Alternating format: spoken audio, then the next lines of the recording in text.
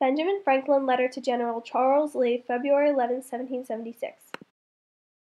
Benjamin Franklin was a prominent American figure. He had endless contributions to the community and invented many advances in technology, such as the realization and study of electricity. Not only was Franklin beneficial to society in terms of individual advances, but also assisting the colonies as a whole to separate from Britain. Franklin was elected as a delegate in the Continental Congress for a second time in 1776. He was also appointed to be one of the men designated to draft the Declaration of Independence and sign it. In September of 1776, Franklin was appointed as one of the 3 commissioners to meet Lord Howe in Staten Island to hear his propositions for peace, which proved useless and ultimately ended in Benjamin Franklin saying that the colonies were fully capable of taking care of themselves. He was also appointed as a commissioner to the court of France by Congress so that he could negotiate a treaty of alliance, which the French signed. Throughout the 1760s and early 1770s, conflict and tension grew exponentially with Britain regarding their imperial policies on taxation and the frontier policy. When multiple protests and negotiation attempts failed to change any of the policies and rather resulted in the closing of the port of Boston and the declaration of martial law in Massachusetts, the colonial governments decided to send delegates to a Continental Congress to coordinate a colonial boycott of all British goods in hopes to communicate with the British of the colony's distress and anger to the unfair policies. When fighting broke out between American colonists and British forces in Massachusetts, the Continental Congress worked with local groups and militias, who were originally used in helping enforce the boycotts, to coordinate a resistance against the British. British officials throughout the 13 colonies were constantly finding their authority challenged by informal local governments and angry citizens as tensions increased. The idea of the colonies going to war with Britain was becoming more of a solid possibility rather than an idea. On December 22, 1775, when the British Parliament prohibited all trading with the colonies, Congress responded in April of 1776 by opening colonial ports, which was a major step towards cutting ties with Britain and becoming their own sovereign nation. The publication of Thomas Paine's pamphlet Common Sense advocated the colonies' independence. By February of 1776, colonial leaders discussed the possibility of forming foreign alliances and began to draft the model treaty that would serve as a basis for the 1778 alliance with France. Leaders for the cause of independence wanted to make certain that they had sufficient congressional support before they would bring the issue to vote. On June 7, 1776, Richard Henry Lee introduced a motion in Congress to declare independence. Congress formed a committee to draft a Declaration of Independence and assign this duty to Thomas Jefferson. The states knew that they were going to have to go to war to officially separate from Britain. However, they didn't have the manpower or enough weapons to hold them throughout an entire war. Therefore, they went to France, whose common enemy was Britain. Benjamin Franklin served from 1776 to 1778 on a 3-man commission to France with the task of gaining French support for American independence. Franklin's popularity in the Americas, along with his special diplomatic skill and the added assurance of the colonies winning a war, shown through the first American battlefield success at Saratoga, convinced France to recognize American independence and conclude an alliance with the 13 states in 1778. Franklin presented his credentials to the French court in 1779, becoming the first American minister to be received by a foreign government.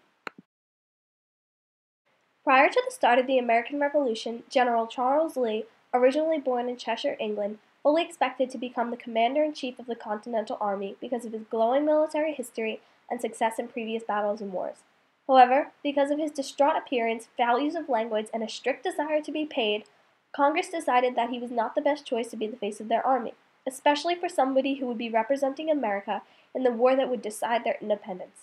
Therefore, Congress chose George Washington to be the commander-in-chief and appointed Charles Lee as the Army's second most senior major behind Artemas Ward.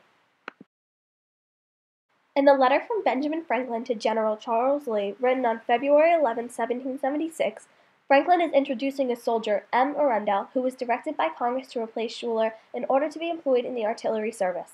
Louis O'Hickey de Arundel was an Alsatian, though obviously of Irish descent, who had been a lieutenant of artillery in St. Dominique. He was fluent in German and French and knew a little English. On February 5th, he had been recommended to Congress, which sent him to Schuyler to be examined and, if qualified, taken into service. He was later reassigned to Lee and made a captain of artillery retroactive to February 8th. Franklin explains that he will report and follow orders from General Charles Lee, but would like that Lee know a little bit about Arundel first. He was previously an officer in the French service and is skilled in his knowledge and use of artillery such as guns and cannons. He comes highly recommended from Mr. Coolin and General Gates. Arundel desires to be in the service of General Charles Lee and was told to wait in New York for an answer.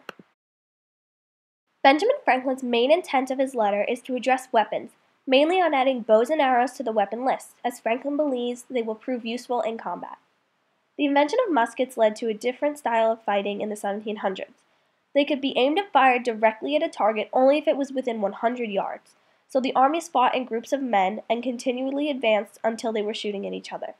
The armies or militias in combat would line up across from each other and fire 2 or 3 volleys with their muskets. A volley involved firing all the muskets at once, and then followed with firing the bayonets. However, because the muskets could not be aimed very accurately at far distances, enormous amounts of lead would fill the air as a result of the many volleys being fired. This resulted in the enemy regiments being able to charge forward, creating disorder and panic, and most likely a quick defeat. Only a trained soldier could fire 4 shots out of his musket within 1 minute. The lead-filled air was not the only issue. Slow shooting could cost the Continental Army their shot at freedom and independence from Britain. Supplying the American troops with weapons also proved to be an extremely difficult task. There were few factories within the country that were able to produce the weapons, and the money needed to pay for the weapons was issued by state governments and the new central government, and money was becoming less valuable. Ultimately, muskets were not the most effective or useful weapon yet. Benjamin Franklin strongly believed that the bow and arrow had gotten America far enough in other battles and proved not only to be very useful but also deadly. Noted from previous battles, Benjamin Franklin has seen the effectiveness of the new and evolving musket versus the bow and arrow. He states how soldiers will be able to fire bow and arrows much more quickly than they would be able to do with muskets. There is no smoke produced from a bow and arrow, so the Continental soldiers' views will not be distorted, and arrows not only severely injure a person, but they are also somewhat disabled until the arrow is removed. Another point that Benjamin Franklin brings up is that an array of arrows flying towards the enemy will intimidate them and cause chaos. For Benjamin Franklin, the American Revolution became more than just a fight against violations of natural rights. Instead, it became a war for independence and a fight showing that the people could govern themselves without submission to a king, and that a republic can prosper in America. Benjamin Franklin led an American diplomatic mission, served as a delegate in the Continental Congress, and helped to acquire the French as an ally in the revolution waged against Britain. Franklin played a major role in the war as far as voicing his opinions on strategies and weapons, which the soldiers and generals listened to because he was such a prominent figure of society.